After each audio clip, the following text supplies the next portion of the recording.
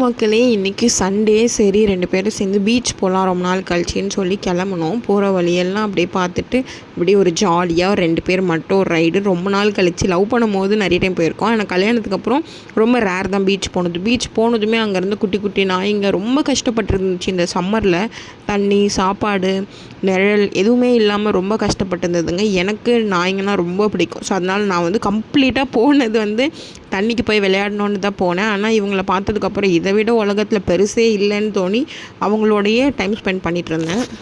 அந்த பையனை பாருங்கள், என் செருப்பு எடுத்துகிட்டு ஓடிட்டான். அப்படி இப்படின்னு சொல்லி அவங்க ரொம்ப பசியில் இருந்தாங்க. சரி அதனால் பக்கத்தில் பிஸ்கெட்டு, வாட்டர் பாட்டில்ஸ்லாம் வாங்கிட்டு தண்ணியெலாம் கொடுத்தேன். அந்த கப்பில் செம்ம சண்டை போட்டுக்கிட்டாங்க. அவ்வளோ தாகத்தில் இருந்தாங்க. எனக்கு ரொம்ப கஷ்டமாயிடுச்சு. கண்ணே கலங்கிடுச்சு லிட்ரலி.